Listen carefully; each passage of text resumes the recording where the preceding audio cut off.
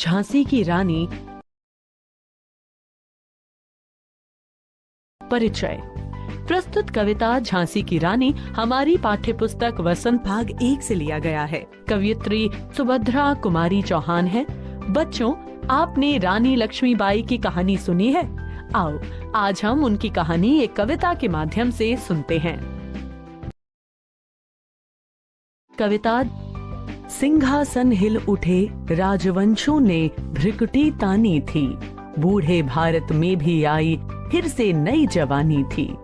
गुमी हुई आजादी की कीमत सबने पहचानी थी। दूर फिरंगी को करने की सबने मन में ठानी थी। चमक उठी सन 57 में वह तलवार पुरानी थी। बुंदेले हर बोलों के मुंह हमने सुनी कहानी थी। खूब लड़ी मर्दानी वो तो झांसी वाली रानी थी। कानपुर के नाना की मुंह बोली बहन छबीली थी। लक्ष्मीबाई नाम पिता की वह संतान अकेली थी। नाना के संग पढ़ती थी वो, नाना के संग खेली थी। बरछी ढाल कृपाण कटारी उसकी यही सहेली थी। वीर शिवाजी की गाथाएं उसको याद जबानी थी। बुंदेले हर बोलों के मुंह हमने सुनी कहानी थी। खूब लड़ी मर्दानी वो तो झांसी वाली रानी थी। लक्ष्मी थी या दुर्गा थी, वो स्वयं वीरता की अवतार।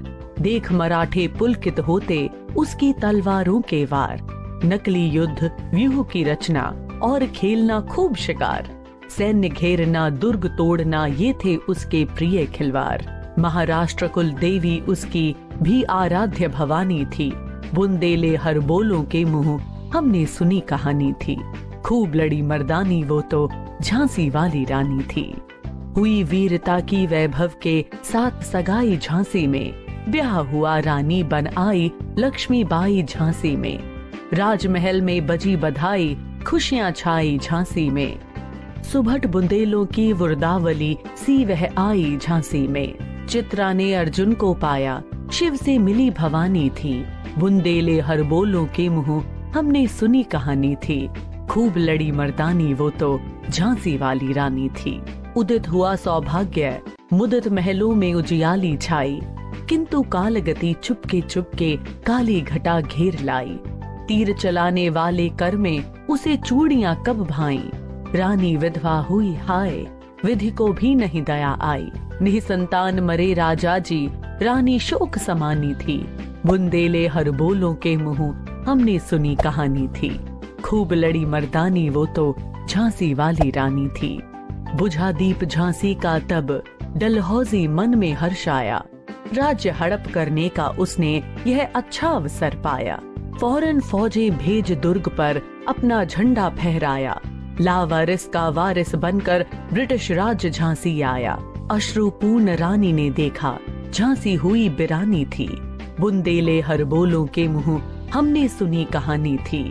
खूब लड़ी मर्दानी वो तो झांसी वाली रानी थी। अनुनय विनय नहीं सुनता है विकट फिरंगी की माया। व्यापारी बंदया चाहता था जब यह भारत आया। डलहौजी ने पैर पसारे अब तो पलट गई काया। राजाओं नवाबों को भी उसने पैरों ठुकराया। रानी दासी बनी बनी यह दासी अब महारानी थी। बुंदेले हर बोलों के मुंह हमने सुनी कहानी थी। खूब लड़ी मर्दानी वो तो झांसी वाली रानी थी। छिनी राजधानी दिल्ली की लिया लखनऊ बातों बात। कैद पेशवा था बिठूर में, हुआ नागपुर का भी घात। उदयपुर तंजौर सतारा कर्नाटक की कौन बिसात। जबकि सिंध पंजाब ब्रह्म पर अभी हुआ था वज्र निपात। बंगाले मद्रास आदि की भी तो यही कहानी थी। बुंदेले हर बोलों के मुंह हमने सुनी कहानी थी। खूब लड़ी मर्दानी वो तो झांसी वाली रानी थी। रानी रोई रनिवासों में, बेगम गम से थी बेजार। उनके गहने कपड़े बिकते थे कलकत्ते के बाजार। सरेआम नीलाम छापते थे अंग्रेजों के अखबार। नागपुर के जेवर ले लो, लखनऊ के लो 9 लखार। यूं पर्दे की इज्जत पर देशी के हाथ बिकानी थी। बुंदेले हर बोलों के मुंह हमने सुनी कहानी थी। खूब लड़ी मर्दानी वो तो झांसी वाली रानी थी। कुटियों में थी विषम वेदना, महलों में आहत अपमान। वीर सैनिकों के मन में था अपने पुरखों का अभिमान। नाना धुंधु पंत पेशवा, जुटा रहा था सब सामान। बहन छबीली ने रणचंडी का कर दिया प्रकट आह्वान। हुआ यज्ञ प्रारंभ उन्हें तो सोई ज्योति जगानी थी। बुंदेले हर बोलों के मुंह हमने सुनी कहानी थी। खूब लड़ी मर्दानी वो तो झांसी वाली रानी थी। महलों ने दी आग, झोपड़ी ने ज्वाला सुलगाई थी। यह स्वतंत्रता की चिंगारी अंतरतम से आई थी। झांसी चेती, दिल्ली चेती, लखनऊ लपटें छाई थी। मेरठ कानपुर पटना ने भारी धूम मचाई थी। जबलपुर कोल्हापुर में भी कुछ हलचल उकसानी थी। बुंदेले हर बोलों के मुंह हमने सुनी कहानी थी। खूब लड़ी मर्दानी वो तो झांसी वाली रानी थी। इस स्वतंत्रता महायज्ञ में कई वीरवर आए काम। नाना धुंधु पंत, तांतिया चतुर अजीमुल्ला सरनाम। अहमद शाह मौलवी, ठाकुर कुंवर सिंह सैनिक अभिराम। भारत के इतिहास गगन में अमर रहेंगे जिनके नाम। लेकिन आज जुर्म कहलाती उनकी जो कुर्बानी थी। बुंदेले हर बोलों के मुंह हमने सुनी कहानी थी। खूब लड़ी मर्दानी वो तो झांसी वाली रानी थी। इनकी गाथा छोड़ चले हम झांसी के मैदानों में, जहां खड़ी है लक्ष्मीबाई मर्द बनी मर्दानों में। लेफ्टिनेंट वॉकर आ पहुंचा, आगे बढ़ा जवानों में। रानी ने तलवार खींच ली, हुआ द्वंद आसमानों में। जख्मी होकर वॉकर भागा, उसे अजब हैरानी थी। बुंदेले हर बोलों के मुंह हमने सुनी कहानी थी। खूब लड़ी मर्दानी वो तो झांसी वाली रानी थी। रानी बढ़ी कालपी आई, कर 100 मील निरंतर पार। घोड़ा थक कर गिरा भूमि पर, गया स्वर्ग तत्काल सिधार।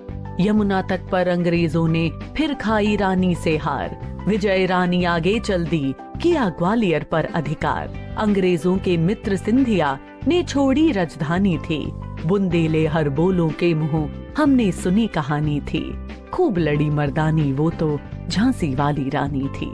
विजय मिली पर अंग्रेजों की फिर सेना घिर आई थी। अब के जनरल स्मिथ सन्मुख था, उसने मुंह की खाई थी। काना और मंदरा सखियां रानी के संग आई थीं। युद्ध क्षेत्र में उन दोनों ने भारी मार मचाई थी। पर पीछे ह्यू रोज आ गया, हाय घिरी अब रानी थी। बुंदेले हर बोलों के मुंह हमने सुनी कहानी थी। खूब लड़ी मर्दानी वो तो झांसी वाली रानी थी। तो भी रानी मार काट कर चलती बनी सैन्य के पार। किंतु सामने नाला आया, था यह संकट विषम अपार। घोड़ा अड़ा, नया घोड़ा था, इतने में आ गया सवार। रानी एक, शत्रु बहुतेरे, होने लगे वार पर वार। घायल होकर गिरी सिंघनी, उसे वीर गति पानी थी। बुंदेले हर बोलों के मुंह हमने सुनी कहानी थी। खूब लड़ी मर्दानी वो तो झांसी वाली रानी थी। रानी गई सिधार, चिताब उसकी दिव्य सवारी थी। मिला तेज से तेज, तेज की वह सच्ची अधिकारी थी। अभी उम्र कुल 23 की थी, मनुष्य नहीं अवतारी थी। हमको जीवित करने आई, बन स्वतंत्रता नारी थी। दिखा गई पथ, सिखा गई हमको जो सीख सिखानी थी। बुंदेले हर बोलों के मुंह हमने सुनी कहानी थी। खूब लड़ी मर्दानी वो तो झांसी वाली रानी थी। जाओ रानी याद रखेंगे हम कृतज्ञ भारतवासी। यह तेरा बलिदान जगावेगा स्वतंत्रता अविनाशी। होवे चुप इतिहास, लगे सच्चाई को चाहे फांसी। हो मदमाती विजय, मिटा दे गोलों से चाहे झांसी। तेरा स्मारक तू ही होगी, तू खुद अमिट निशानी थी। बुंदेले हर बोलों के मुंह हमने सुनी कहानी थी। खूब लड़ी मर्दानी वो तो झांसी वाली रानी थी। कविता व्याख्या।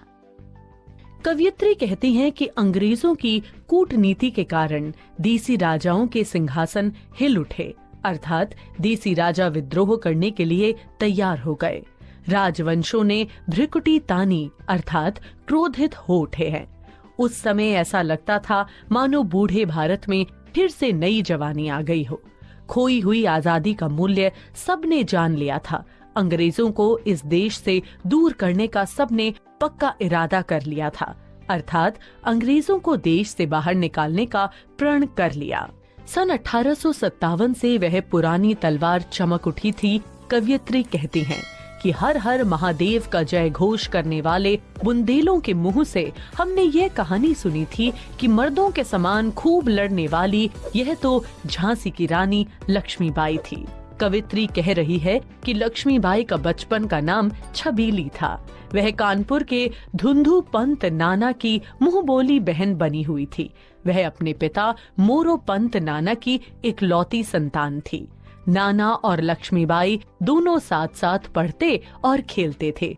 बर्छी, कृपाण, ढाल, कटार आदि उसकी सहेलियां थीं। उसे शिवाजी जैसे वीरों की कहानियां जुबानी याद थीं।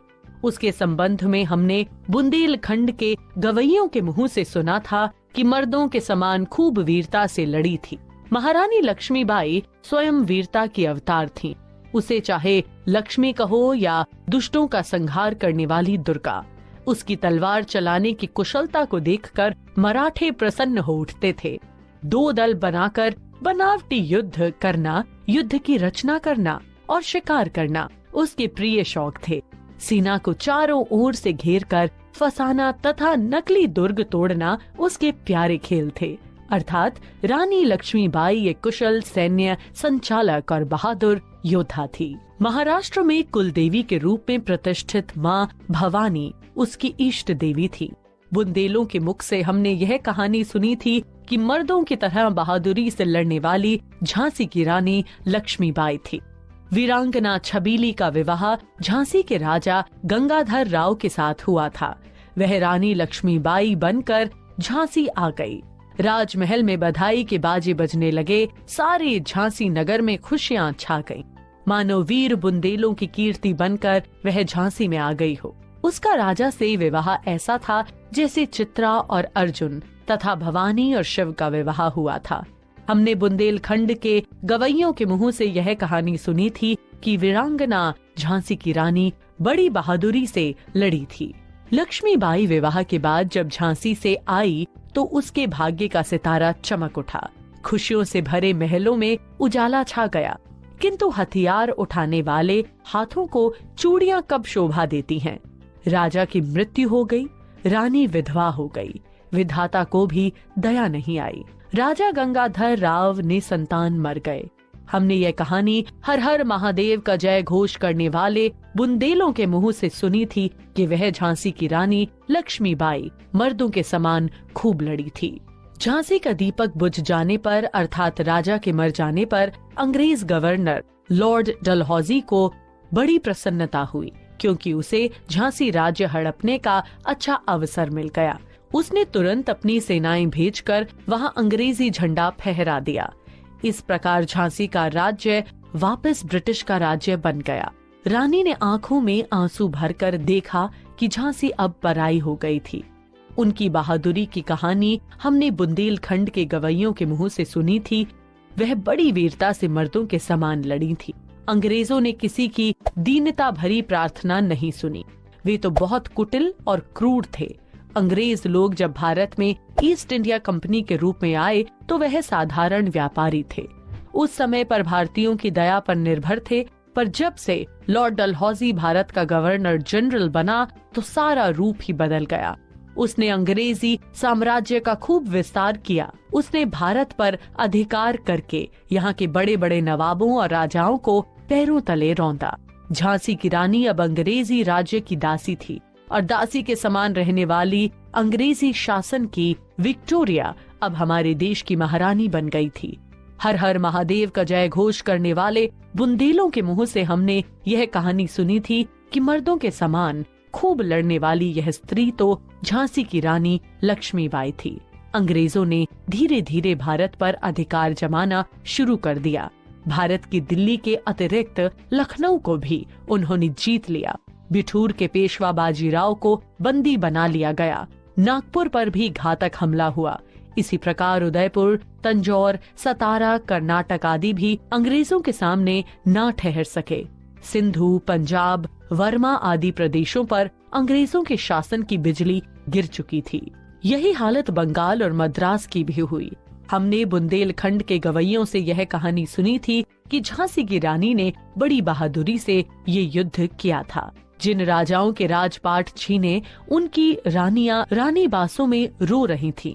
और जिन नवाबों की रियासत छीनी उनकी बेगमें भी बहुत दुखी थी।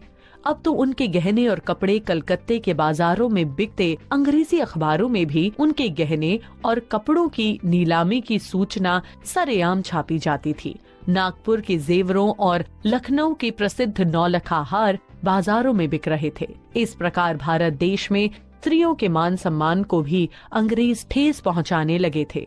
हमने बुंदेलखंड के गवैयों से यह कहानी सुनी थी कि झांसी की रानी ने बड़ी बहादुरी से अंग्रेजों के साथ युद्ध किया था। जब झांसी पर अंग्रेजों का कब्जा हो गया तो झांसी को अंग्रेजों से मुक्त कराने के लिए प्रयास होने लगे। झांसी में रहने वाले लोगों के मन में अंग्रेजों के प्रति विरोध था। जो कुटिया में रहते थे वह बहुत दुखी थे और महलों में रहने वाले भी इस अपमान से बहुत पीड़ित थे। झांसी के वीर सैनिकों के मन में अपने वीर पूर्वजों की वीरता का अभिमान भी था। वह अंग्रेजों से बदला लेने के लिए तैयार थे। नाना धुंधुपंत पेशवा अंग्रेजों से बदला लेने के लिए युद्ध का सामान इकट्ठा कर रहा था। उसकी बहन छबीली ने भी अंग्रेजों के विरुद्ध युद्ध बोल दिया। इस प्रकार सभी ने स्वतंत्रता रूपी यज्ञ में सोई हुई ज्योति को जगाने का निश्चय कर लिया था। हमने बुंदेले हर बोलों के मुंह से झांसी की रानी के मर्दों के समान युद्ध करने की कहानी सुनी थी। अंग्रेजों से युद्ध करने और देश को स्वतंत्र कराने के लिए महलों तथा झोपड़ियों में रहने वालों के मन में एक जैसी आग जल रही थी। झांसी, दिल्ली और लखनऊ में लोग अंग्रेजी सेना के विरुद्ध तैयार खड़े थे। उधर मेरठ, कानपुर और पटना में भी देश को अंग्रेजों से आजाद कराने के लिए प्रयत्न शुरू हो गए थे। जबलपुर और कोल्हापुर में भी देश को स्वतंत्र कराने की हलचल धीरे धीरे बढ़ रही थी। हमने बुंदेले हर बोलों के मुंह से झांसी की रानी के मर्दों के समान युद्ध करने की कहानी सुनी थी। अनेक वीर स्वतंत्रता को प्राप्त करने के लिए हुए इस युद्ध में मारे गए। इन महान वीरों के नाम धुंधुपंत, तात्या टोपे, अजीमुल्ला सरनाम, अहमद शाह मौलवी तथा ठाकुर कुंवर सिंह जैसे वीर थे। प्रथम स्वतंत्रता संग्राम में विशेष योगदान देने के कारण ही इन वीरों का नाम इतिहास रूपी आकाश में सदा अमर रहेगा। अंग्रेजों ने इन देशभक्तों के बलिदान को गद्दारी कहा। उन्होंने इन देशभक्तों को अंग्रेजी साम्राज्य के विरुद्ध आवाज उठाने के लिए मृत्यु दंड दिया। हमने बुंदेलखंड के गवैयों के मुंह से झांसी की रानी लक्ष्मीबाई की वीरता की कहानी सुनी थी। हमें तो अन्य प्रदेशों की बातें छोड़कर झांसी के मैदान का दृश्य देखना है, जहां लक्ष्मीबाई पुरुषों की भांति वीरों का भेष धारण कर लड़ी थी। अंग्रेजों की ओर से लेफ्टिनेंट वॉकर ने झांसी पर हमला किया। रानी ने भी उसका विरोध करने के लिए तलवार खींच ली, अर्थात युद्ध की घोषणा कर दी थी। दोनों में भीषण युद्ध हुआ। धूल से आकाश ढक गया। अंग्रेज सेनापति घायल होकर भाग गया। उसे रानी की वीरता देखकर बहुत आश्चर्य हुआ। हमने बुंदेलखंड के गवैयों के मुंह से यह कहानी सुनी थी कि झांसी की रानी ने खूब डटकर युद्ध किया। रानी झांसी लगातार 100 मील की यात्रा करके कालपी आ गई। इतना सफर करने के कारण उसका घोड़ा थक कर गिर गया और मर गया। वहां यमुना के किनारे फिर अंग्रेज रानी से हार गए। कालपी जीतकर रानी फिर आगे बढ़ी और उसने ग्वालियर पर अपना अधिकार कर लिया। ग्वालियर का राजा सिंधिया अंग्रेजों का मित्र था। उसे रानी से पराजित होकर राजधानी छोड़नी पड़ी। हमने बुंदेलखंड के गवैयों से यह कहानी सुनी थी कि झांसी की रानी ने खूब डटकर युद्ध किया। सनी के ग्वालियर में जीत हो गई, लेकिन अंग्रेजों की सेना ने फिर घेरा डाल दिया।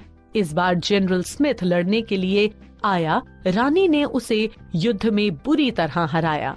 रानी की 2 सखियां कान्हा और मंदरा भी उसके साथ युद्ध में आई थीं और उन्होंने युद्ध में बहुत से शत्रुओं को मारा। परंतु तभी पीछे से ह्यूरोज ने आकर आक्रमण कर दिया।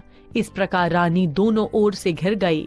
हमने बुंदेलखंडों के गवैयों के मुंह से यह कहानी सुनी थी कि झांसी की रानी ने खूब डटकर युद्ध किया। लक्ष्मीबाई दोनों ओर से घिरे जाने पर भी मार काट करती हुई आगे बढ़ गई और सेना को पार करती हुई निकल गई। तभी अचानक सामने एक बहुत बड़ा नाला आ गया। रानी के लिए यह भारी संकट था। रानी का नया घोड़ा था, नाले को देखकर अड़ गया। इसी बीच पीछे से अंग्रेज घुड़सवार आ गए। अकेली रानी पर अनेक शत्रुघ्न ने मिलकर वार करना शुरू कर दिया। अंत में रानी घायल होकर गिर गई, वहीं पर वीरगति को प्राप्त हुई। हमने बुंदेलखंड के गवैयों के मुंह से यह कहानी सुनी थी कि झांसी की रानी ने युद्ध में खूब वीरता दिखाई। रानी स्वर्ग से धार गई, अब उसकी अनोखी सवारी चिता ही थी। तेज से तेज मिल गया, अर्थात रानी का आत्मा रूपी तेज प्रभु के तेज से मिल गया। वह तेज की सच्ची अधिकारी भी थी। अभी उसकी आयु 23 साल की ही थी तथा वह मनुष्य नहीं बल्कि कोई अवतार थी। वह स्वतंत्रता की देवी बनकर हमें आजादी दिलाकर जीवित करने के लिए आई थी। वह हमें आजादी का मार्ग दिखा गई और जो सीख उसने हमको सिखानी थी वह सिखाकर चली गई। हमने बुंदेलखंडों के गवैयों के मुंह से यह कहानी सुनी थी कि झांसी की रानी ने युद्ध में वीरता दिखाई थी। रानी लक्ष्मीबाई के स्वतंत्रता आंदोलन के योगदान को कभी भुलाया नहीं जा सकता। हम भारतवासी उसके उपकार को मानते हैं। रानी लक्ष्मीबाई का बलिदान कभी न समाप्त होने वाली स्वतंत्रता को जगाएगा। इतिहास चुप हो जाए अथवा सच्चाई को नष्ट कर दिया जाए, चाहे हम बड़ी से बड़ी विजय प्राप्त कर लें अथवा झांसी को ही मिटा दिया जाए, किंतु रानी लक्ष्मीबाई को कभी भी भुलाया नहीं जा सकता। वह तो अपने आप में ही अपनी याद का चिन्ह है। रानी लक्ष्मीबाई के बलिदान को हमारा इतिहास कभी भुला नहीं पाएगा। वह मरकर भी सदा के लिए अमर हो गई। हमने बुंदेलखंड के गवैयों के मुंह से यह कहानी सुनी थी कि झांसी की रानी ने युद्ध में खूब वीरता दिखाई थी। सारांश। तो बच्चों, आज हमने देखा